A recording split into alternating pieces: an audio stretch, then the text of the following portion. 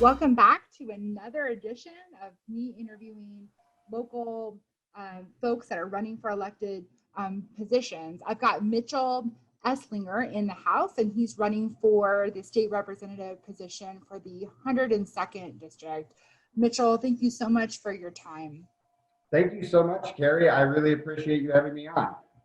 So I'm actually Zooming from my Shelbyville office today. So I'm sitting here on Shelby County soil, and it's my understanding that the 102nd District also covers Shelby County. Is that correct? Yes, it does. And besides Shelby County, it also covers Moultrie and Douglas counties as a whole, as well as parts of Macon, Champaign, Vermilion, and Edgar County. Currently myself, I am actually in my Arthur headquarters right now. I was working out of Shelbyville, but moved to Arthur. And another part of District 102, and a very interesting one with its Amish heritage. If you've never had a chance to check it out, I highly suggest you do. So tell me, where are you from originally, Mitchell? What's your background? So originally, I grew up in Champaign, Illinois. I attended St. John Lutheran School there for most of my middle school. At a young age, I was already in leadership programs like Boy Scouts and People to People, which is a government program started by Eisenhower to send our children overseas to establish relationships with other countries. This was all in the hopes that we would form personal connections that would give us a broader worldview and make things like going to war much harder because we had established personal lines with these countries already. It was after my time with People to People that we moved downstate with my family to our family's Centennial Farm, which I visited every weekend of my life. And it's where I attended Stu Straw's junior high and high school. I personally love the country. There's so many more benefits. It's always quiet and peaceful, unless you have livestock. And there's just like great neighbors.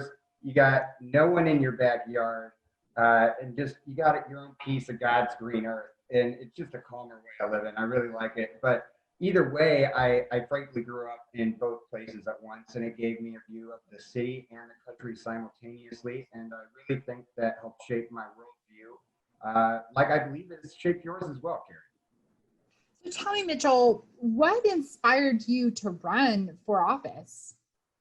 Well, for that, I'm going to have to tell you a story. And it's a little heavy, but it is the truth.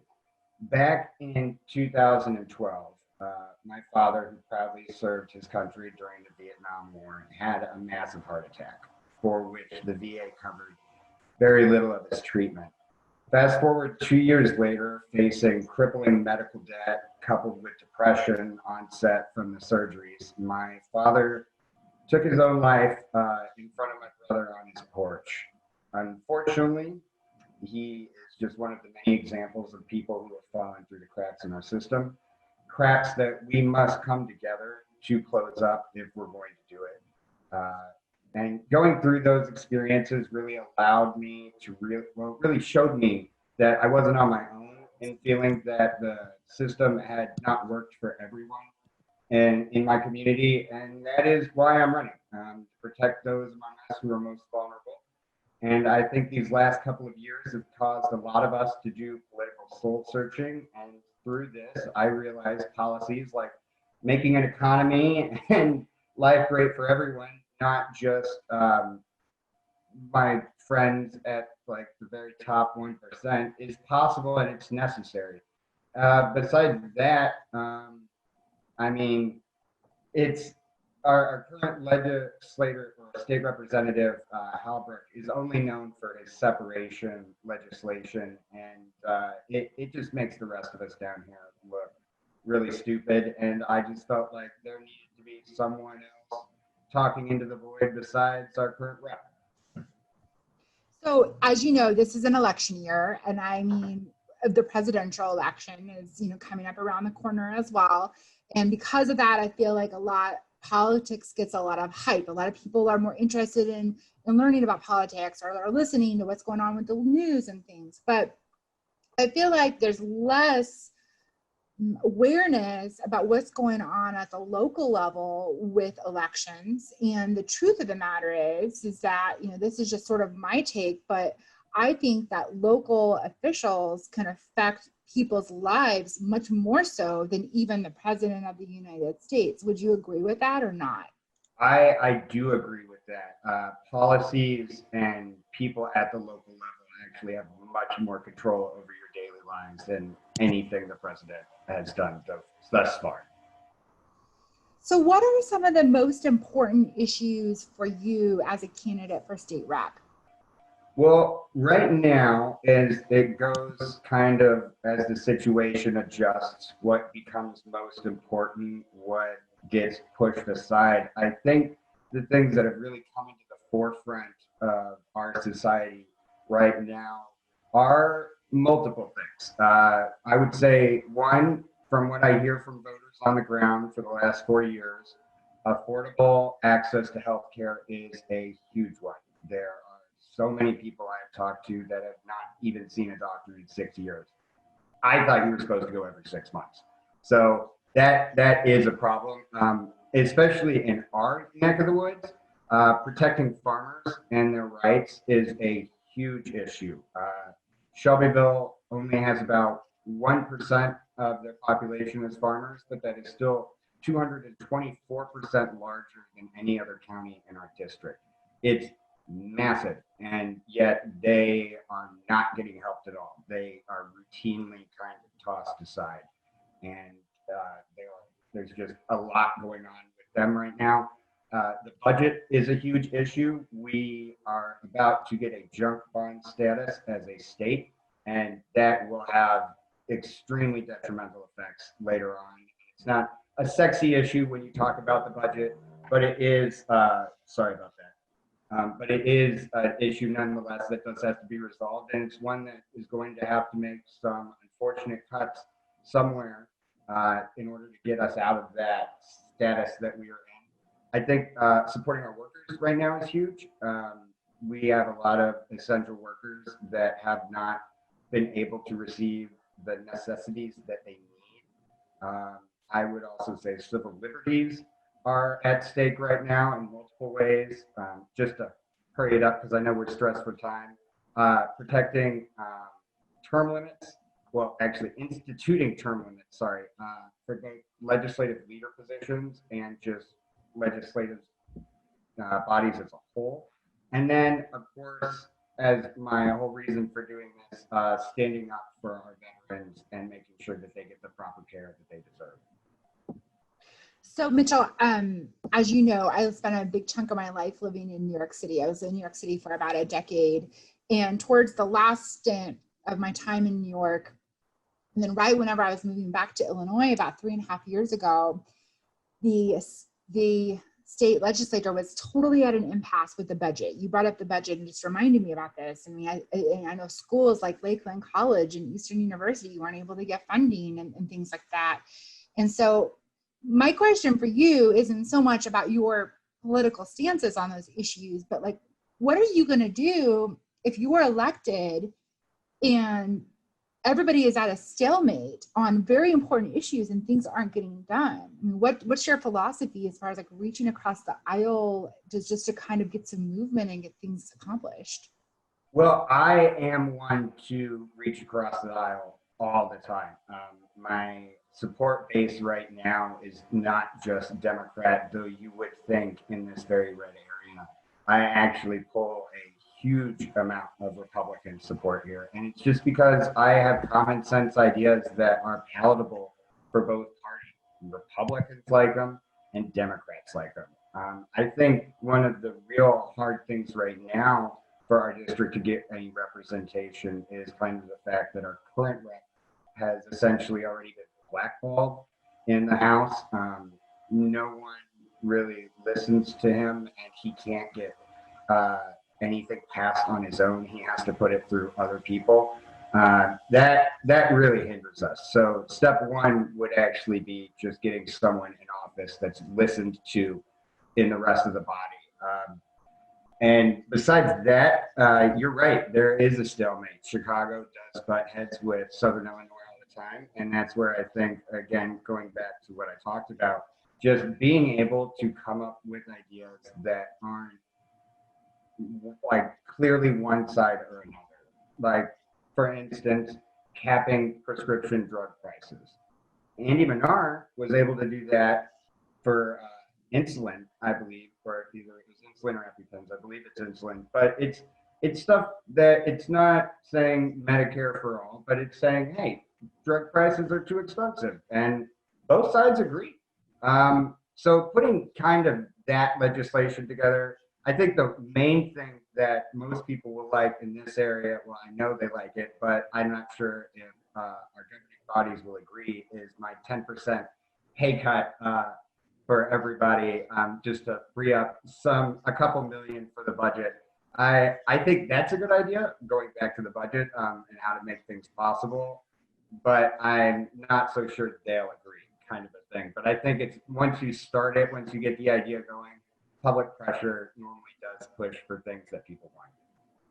So I used to joke, Mitchell, I'm a trained mediator. So I am an impasse breaker by training, and I used to joke that we need to send about 100 mediators to Springfield to try to get some movement done there whenever our state capital seems like it's at an impasse. So let's talk a little bit about your opponent, Brad Hallbrook, who is the incumbent.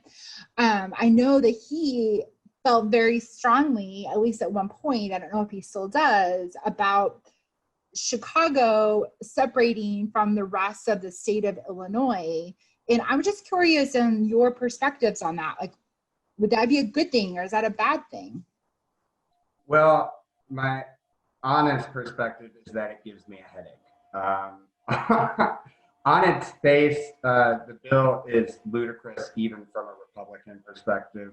Firstly, it's unconstitutional, and I was under the impression that conservative values emphasize the importance of liberty in the Constitution. Secondly, I think if Puerto Rico and Washington, D.C. can't get their statehoods, I highly doubt Chicago is going to become one. And on top of that, it would be pushed to the federal level. The state could have nothing to do with it. Thirdly, I encourage anyone who is interested in this issue to read the SIU Paul Simon Public Policy Institute report on public budgeting. It clearly outlines that for every tax dollar Cook County sends to Springfield, it gets about 90 cents back. Whereas for every dollar like our county send in central Illinois, we get about $1.87 back on average. And if we entertain the idea that cutting out Chicago from the rest of the state would do anything positive, I think the main thing that would come out of it is that we would see our taxes likely doubled. Illinois GOP leaders have even already come out and openly dismissed this idea as just public grandstanding, essentially.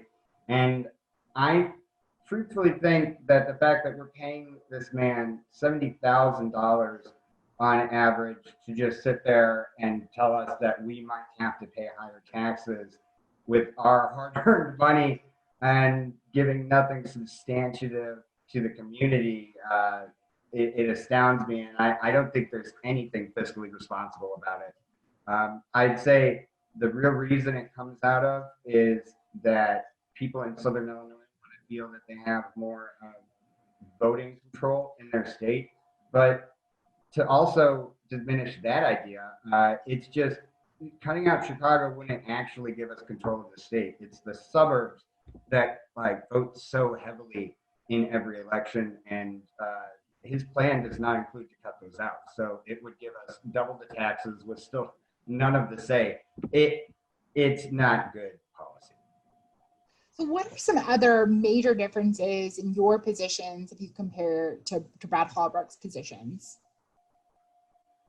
Well, I'd say Halbert doesn't have a plan to make sure Central Illinoisans get the care that they need, and he hasn't fought for it.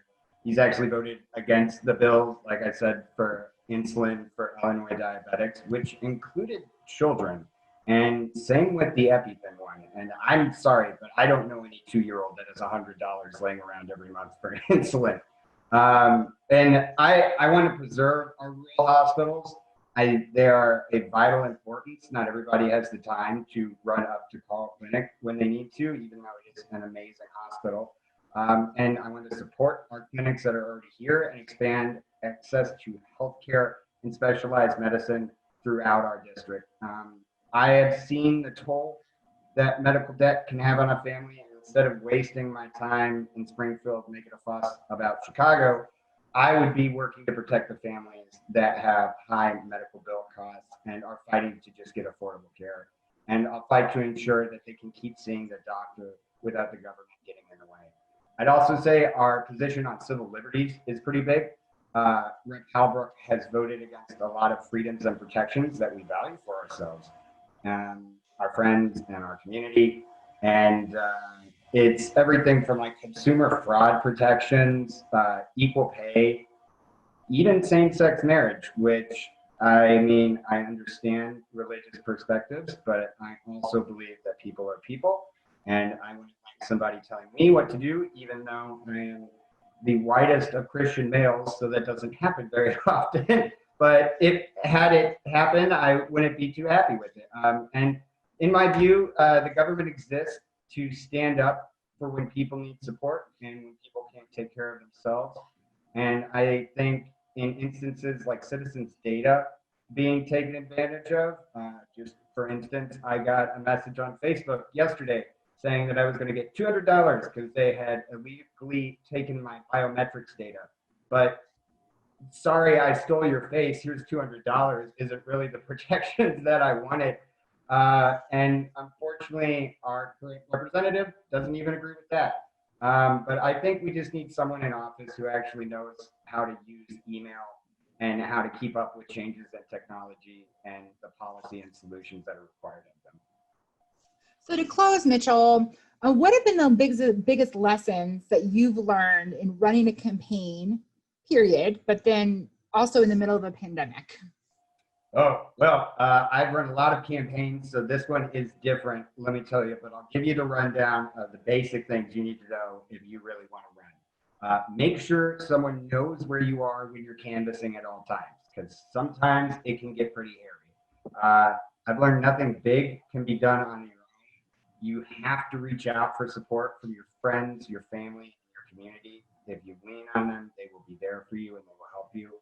The meaning of family has really grown to encompass my whole community, whereas before that was kind of just a saying. But now when I travel from Edgar to Shelby, I still feel like I'm at home, which is actually really quite a nice thing to have.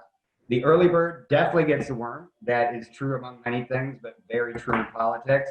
And I've also learned that there are a lot of unchallenged incumbents all over the country. And if you see a need for change, get to work, because you can make that change.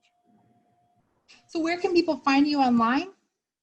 So you can find me online at mitchellesslinger.com. You can also find me on Facebook at Mitchell Esslinger 2020. Twitter is Esslinger 2020.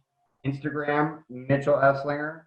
And from there, you can see how you can volunteer and donate. We have phone calls that are going up, text banking, as well as no-knock canvassing, where we are passing out literature. And you can get one of my thousands of signs. And if you want to learn any more about us, you will find more of your information there. All right, excellent. Well, thanks for coming on the show. Well, thank you so much, Cari. I really appreciate it.